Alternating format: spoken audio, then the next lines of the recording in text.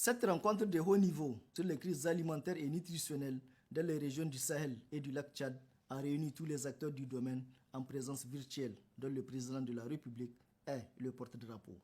Cet événement est organisé par le Club du Sahel et de l'Afrique de l'Ouest. Dans son message, le président de la République a indiqué à quel point la question de sécurité alimentaire est préoccupante dans les pays du Sahel. En effet, près de 34 millions de personnes sont menacées par la faim, la malnutrition, l'insécurité et d'autres facteurs qui viennent compliquer la tâche aux pays concernés. Au Sahel et en Afrique de l'Ouest, la saison pluvieuse 2021 a été marquée par des poches de sécheresse de 10 à 15 jours en juin et juillet qui ont eu un impact négatif sur le développement des cultures dans de nombreuses parties de la région. Ainsi, en a-t-il été du Nigeria, du Niger, du Burkina Faso, du Cameroun et du Mali, et un arrêt brusque de précipitations en fin août, début septembre, ce qui, avec les infestations parasitaires, a compromis les récoltes. En outre, les inondations observées au cours du mois d'août ont également compromis les semis tardifs dans plusieurs zones du Sahel, notamment dans le nord-est du Nigeria. Enfin, dans les zones en proie à l'insécurité, l'inaccessibilité aux champs et les destructions des récoltes ont aggravé la situation. C'est ainsi que, selon les résultats du cadre harmonisé, les baisses de production par rapport à l'an dernier seraient de l'ordre de 36% malheureusement pour le Niger, de 18% pour la Mauritanie, 6% pour le Mali et 6% pour le Tchad. Sur le plan pastoral, l'hivernage 2021 a été bien moins productif que celui de l'année 2020, qui avait été marqué par des productions exceptionnelles en biomasse dans la plupart des pays de la bande sahélienne. Les déficits fourragers importants au Niger, en Mauritanie et au nord-ouest du Mali annoncent une soudure pastorale précoce et plus longue que durant l'année coulée.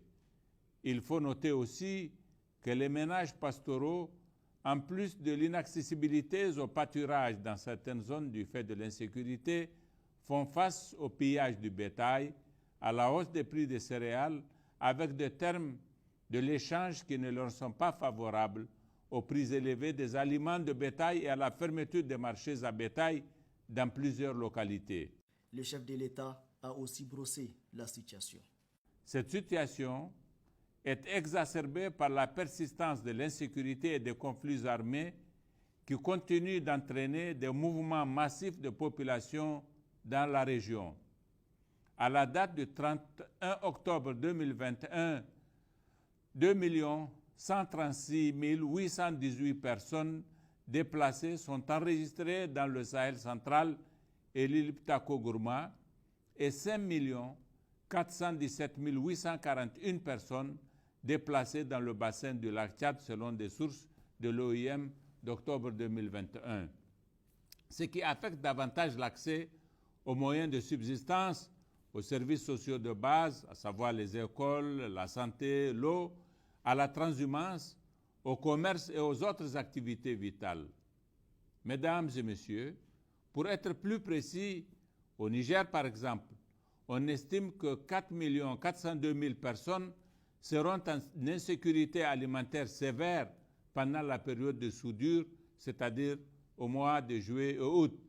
Et ça, c'est environ 20% de la population totale. Et le taux global de malnutrition aiguë sera de 12,5% et celui de la malnutrition sévère de 2,7%, dépassant les seuils d'urgence fixés par l'OMS, qui sont respectivement de 10 et 2%.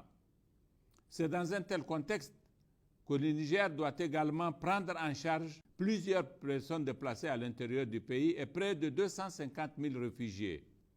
De même, au Mali, 7,5 millions de personnes, soit un tiers de la population, ont besoin d'une aide humanitaire. La situation en Mauritanie est tout aussi alarmante, avec une augmentation de personnes en insécurité alimentaire estimée à 661 000 en 2022, soit 15% de la population. Pour éviter les crises alimentaires de l'espace du Sahel et du lac Tchad qui s'annoncent, il est important d'agir. En effet, le président de la République, chef de l'État Mohamed Bazoum, a lancé un appel aux pays sahéliens et de l'Afrique de l'Ouest, aux organisations sous-régionales, à la communauté internationale pour augmenter de manière significative et urgente leur financement. En effet, il est urgent de disposer des ressources nécessaires pour assurer une réponse rapide et efficace qui sauve des vies et protège les moyens de subsistance des personnes les plus vulnérables en englobant les réponses en matière d'alimentation, de moyens de subsistance, de nutrition et de santé. Je lance cet appel avec d'autant plus d'inquiétude que je constate que malgré l'accroissement des besoins dans la région, les financements des plans de réponse humanitaire sont en constante baisse depuis 2012 et que tous les pays concernés terminent l'année 2021 en ayant financé à peine la moitié de leur plan de réponse humanitaire. Le plan de réponse 2021 du Niger, en ce qui le concerne, par exemple, n'a été financé qu'à 42% à la fin de l'année. Mesdames et messieurs, les personnes en situation de crise ont à la fois des besoins conjoncturels d'assistance humanitaire et des besoins structurels de développement. Les crises prolongées ont exacerbé les besoins humanitaires et impacté négativement les gains de développement. Et au-delà des interventions d'urgence, il est impératif que les pays sahéliens ainsi que la communauté internationale renforcent leur soutien aux efforts de développement avec notamment des financements multiannuels et flexibles afin de s'attaquer aux causes profondes de la vulnérabilité à l'insécurité alimentaire et nutritionnelle dans la région.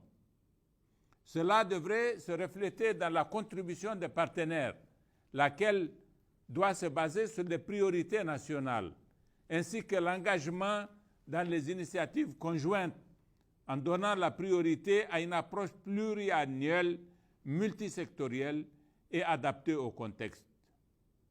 À cet effet, il me plaît de souligner les efforts en cours à travers la mise en œuvre de la feuille de route de l'Alliance globale pour la résilience, Agir au Sahel et en Afrique de l'Ouest, qui ont permis dans plusieurs pays, dont le Niger, avec la stratégie de l'initiative 3N, de mettre en cohérence les politiques et les stratégies de sécurité alimentaire et nutritionnelle et de la résilience.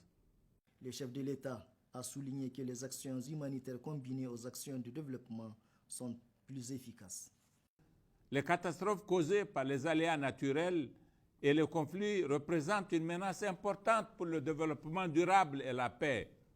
Par ailleurs, il a été démontré que dans les situations de crise, l'approche séquentielle n'est pas une solution appropriée et que les actions humanitaires combinées aux actions de développement sont plus efficaces. Ainsi, dans le contexte de conflits et de crises prolongées que connaît le Sahel, l'approche Nexus qui lie l'aide humanitaire, le développement et la consolidation de la paix est pertinente.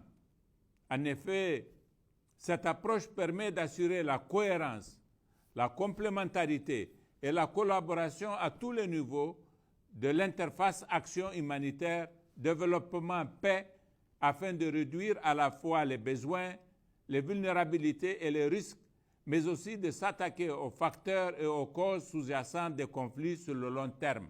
Enfin, le président de la République, Mohamed Bazoum, constate que la complémentarité et la synergie des actions prennent forme et que tous les acteurs doivent s'engager ensemble dans l'action. D'où sa motion de satisfaction de la tenue de la présente concertation qui permettra le nécessaire renforcement du plaidoyer et l'indispensable mobilisation des ressources en faveur de la paix et de la réponse aux besoins immédiats et de résilience des populations.